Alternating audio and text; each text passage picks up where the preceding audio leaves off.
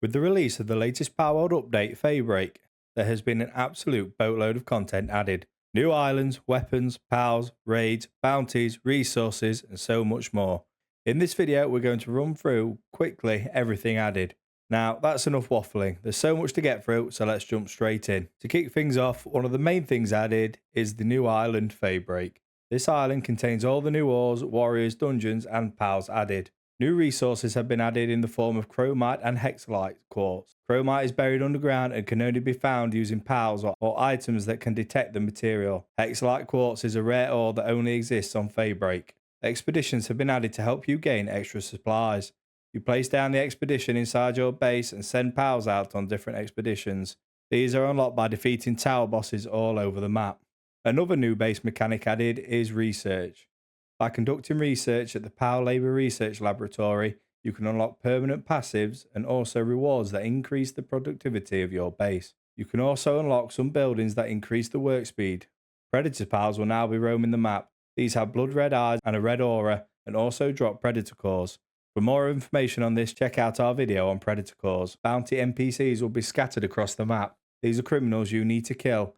Once killed, you can get a bounty and get a cash reward. A new stronghold has also been added in Feybreak. This is a large platform oil rig which has a powerful attack chopper guarding it from any intruders.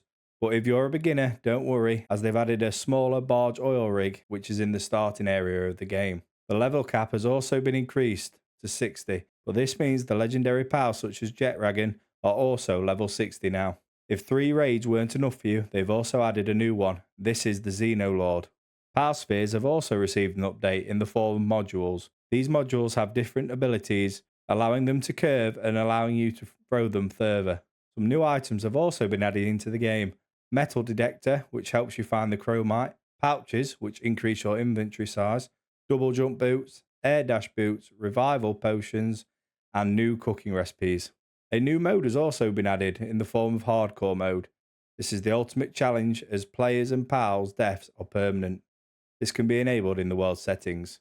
Random pal mode has also been added. You can randomize by region or you can go completely random, meaning it'll be a little bit more chaotic. You will now notice every time you discover a new area on the map, you will gain experience for discovering this for the first time. Many new weapons have also been added, so to save time in this video, I'm going to quick fire through these. Makeshift SMG, makeshift assault rifle, makeshift shotgun, old revolver, SMG, semi-auto rifle, semi-auto shotgun, laser Gatling gun, plasma cannon, compound bow, advanced bow, katana, beam sword, dark grenade, dragon grenade, ground grenade, grass grenade, and water grenade. They have also added a load of new buildings as well. These include large-scale electric egg incubator, which allows you to hatch up to 10 eggs at the same time. The guild chest, which means any items placed in this chest are shared among other guild chests. The item retrieval machine, this will allow you to search all the chests within your base. The medicine rack, all you have to do is place medicine on this and all the other pals will take it. Flea market, sell pals items to other players. Large scale stone oven and gigantic furnace. Multiple pals can work on these to cook and refine at higher speeds. Skill fruit orchard, plant and grow skill fruits. Gold coin assembly line, which means you can illegally produce coins. Ladders, players can go up and down without needing to build stairs. Pure quartz mine, accumulator. By storing extra electricity, you can keep your facilities running for longer.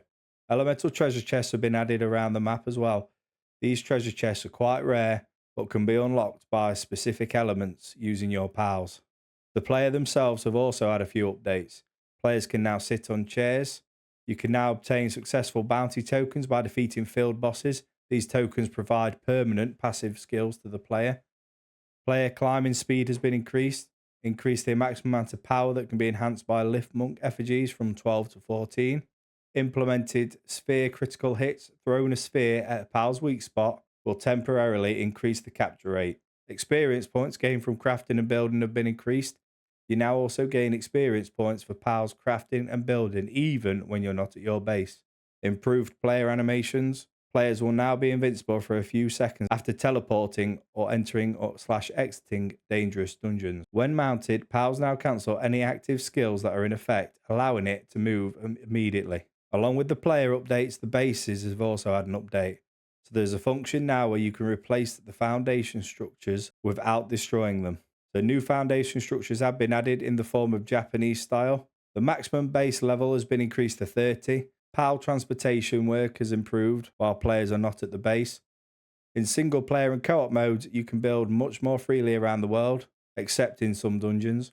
The PAL working state set in the monitoring stand is now saved. Speaking of PALs, they've also added some unique skills. So the Van Verm will get Flame Breath, Van Verm Christ, Tempest Blizzard, Astagon, Fire Fist, Breath Storm, Maraith, Spirit Dash, Verdash, Spinning Roundhouse, Univolt, Lightning Gale, Blaze Howl, Volcanic Fang, Ragnarhawk, Rushbeak, Beegard, Needle Spear, Beacon, Lightning Dive, Greyhound, Beacon Lightning, Jormatide, Sliver Slam, Jormatide Ignis, Magma Serpent, Cryolinks, Blizzard Claw, Wumpo, Snowboarding, Wumpo Botan, Lawn Bowling. There's also a new ground skill, Stone Beat, new dark skill, Poison Shower, new dragon skill, Charge Cannon. They've also reworked the tiers in the passive skills, and there's an even higher passive skill tier now, and that is the Rainbow passive skill. Swift has also been promoted to a Rainbow passive skill.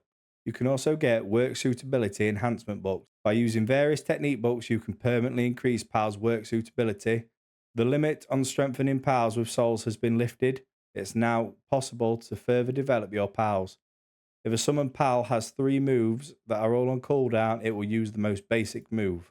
Enemy PALs now use every move they know at that level. Alpha PAL eggs are no longer all huge, but are now each the appropriate size. They've also added some nice UI features. Added a filter function to the technology screen. You can now add PALs to your favorites with a single button. Improved PAL box sorting function, making it easier to find the correct one. You can now change the font size in the options settings. The player's main HUD no longer becomes hidden over time. You can change this in the settings options though. You can now close any window with the tab key. The right shift key and right control key can now be registered in the key configuration.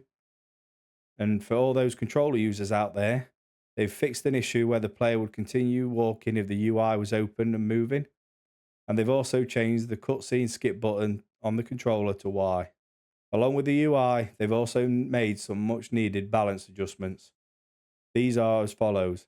The weight multiplier for all items can now be changed. Technology unlocks levels have been adjusted. The selling prices of some PALs have been adjusted. Merchant stock and prices have been adjusted.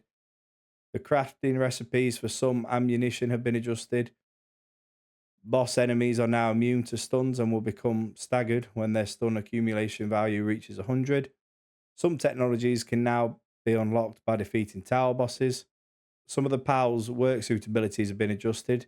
So Blaze Ryu has gone from Kindling 3 to 4. Celine has gone from Handiwork 3 to 4. Knockelm has gone from Mining 3 to 4. And Cryolinks they've added transporting. And that sums up most of the changes that they've made in the new Feybreak Island update. If you think I've missed anything, make sure to put it in the comment section down below. Make sure to like and subscribe. And this has been Dan from Realm Space Gaming, and I'll see you in the next one.